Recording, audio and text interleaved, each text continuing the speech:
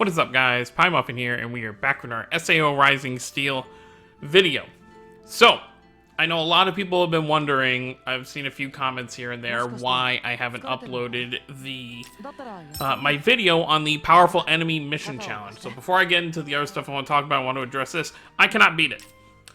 It's as simple as that. I cannot beat the level 120 stage. I've tried about 30 times now. I even followed another guide, which I will put a link to it in the description, because obviously I'm not going to be able to upload this until I'm able to beat it. But long story short, I finally found a method that doesn't get me killed, but then I ran out of it took me like 65 turns, and right when I was about to kill Kirito, both my enhanced mode units, my Kirito and my Yu-Gi-Oh, both ran out of mana, so I wasn't able to break in time. So I still need to figure out a way with my current setup to actually take this down. So if I'm not able to do that, then I guess this will be the first event since the game came out where I don't actually cover everything. But that's pretty much what I wanted to say on that. I just don't have a method with my current account that kind of works for me to beat it in 40 turns, or even just beat it at all. But besides that, I wanted to talk about the update that came to the game last night. There was a data download, and, actually, first, let me talk about, I'm very surprised that we haven't gotten a, news drop of any kind about the new banner. Usually, it's like Wednesday night we get the reveal, and then Friday morning, you know, like 1 a.m., I guess now, Eastern, is usually when the banner goes live. So maybe they're just waiting a little extra, or there is a chance within the next hour or two of recording this video that the banner news could come out. And the banner could still come out tonight. And I'm obviously referring to what they kind of... They didn't show it on purpose, but the Kirito and Asuna, the Star King, basically... these versions right here, where their banner was kind of leaked on the live stream, for those who didn't know. And then they also kind of leaked their weapons. It looks like Kirito's going to be a dual blade unit, and then the Asuna is either a sword or a rapier. I couldn't really tell based on the weapon, but it looks more like a sword than a rapier. But I don't know when they're going to drop their news in the game or make a tweet on Twitter.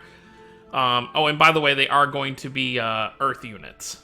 That should be pretty obvious based on the fact that we're getting Earth currency in the current event.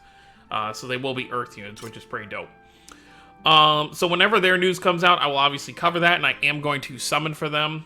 I have enough. I'll definitely buy these. I'm going to see how much these moon packs cost when they come out. If they're, you know, decently cheap, I might grab the moon packs for Earth so I can work on Kirito or Asuna, assuming I pull either of them. But if not, I can always just buy the regular 250 packs that come with the gemstones. Okay, enough about that. Let's talk about what I'm actually here to talk about. So, updating, or regarding the balance changes, there are two things that kind of changed here. And this isn't going to be a super long video, but these are some pretty important things that I wanted to cover. So, all 4-star character-specific Imaginarium obtained from existing scouts will be unlocked. Note, future additional 4-star specific Imaginarium are also planned to be unlocked. So what that basically says is, well, so like right now, for example, the newest unit I have is, I guess, the Kirito and Ada. So let's go over to Kirito. As you can see, all 4 of his Imaginarium slots are unlocked. So it seems they are kind of giving up on this whole, like, oh, let's only have 2 open to kind of limit how good the units can be for a little bit and then release them later. It looks like they just decided to go full on, just unlocking them for every character. So I'd expect, you know, when this new Kirito and Asuna drop, all 4 of their slots should be open. Now here's the kind of thing with this, and I had a friend of mine actually talk about this, is that because they kind of rush to make sure all the units are out, it seems their, where is it? Their Imaginariums might not be as unique. So like, for example, let's see if we can find Kirito or Adis down here somewhere. Here's Adis. Like, Adis's Imaginarium, for example, is just increases charge by 10% versus dark elemental enemies while using a charge skill, which is, you know, that's decent. You know, 10% is pretty nice. but it's not really that unique. It's just kind of like a buff to your charge ability. Whereas someone like Iskon actually gets like a speed boost at the start of battle when there's a wind elemental enemy. So it's like something like that. And pretty much the Kirito is pretty much the same thing, but with break gauge, and then the Yu-Gi-Oh! And Alice are pretty much the same thing, the newer ones. The only one that's different is the Asuna, the, what do you call it, the progressive one. Let's see if I can find her real quick. Her Imaginarium, I think this is her, right? Toward the front lines. No, wait, that's not, no. Where's... She's gotta be in here somewhere, because they're all in here. Because she might have just a very basic kind of... I don't know if I'm gonna be able to find her. Basically, it seems like the point I was trying to get across is it seems like the newer units don't have as unique of Imaginariums, so that just might be something we have to... oh, she was right next door. What am I doing? Oh yeah, okay, so there you go. She's just got a charge one as well. So they're all pretty basic in terms of what they do. You know, it's not like how we have Administrator with a whole bunch of stuff here. Or just any of these other units that have extremely long kind of things. So they might get updated later, but for now they have a very basic thing that's just charge or break. So that's just what we got to deal with right now. If you were someone who was able to pull dupes or you exchanged for them or what have you. Now the other thing to mention that also got changed, additional attacks from Active Link, special partner bonus. So that's when you have one of the two Active Link units and you do the skill, the Active Link, with a partner character. And you get that final animation where they both attack together. Are guaranteed to be a critical attack, so it'll always be a crit. So if I did, you know, if I did a partner animation with, if this wants to slide for me, Kirito and Adis over here, their final animation would be a guaranteed crit, which would be pretty sweet overall. It is unfortunate that the, you know, obviously it would have been nice if they did this Imaginarium update sooner, because we could have done some extra damage with the last ranking, or the last few rankings, but I guess it is what it is overall. But I think other than that, that's pretty much everything I want to cover in this video. Like I said, whenever they reveal the news, whether it's here in a few hours for the next banner or it's tonight, I'm going to guess it's most likely going to be tonight, but it could be, you know, at any point at this point. I will obviously cover that. And like I said, I'll be doing 5 steps on this Kirito and Asuna banner, unless I pull,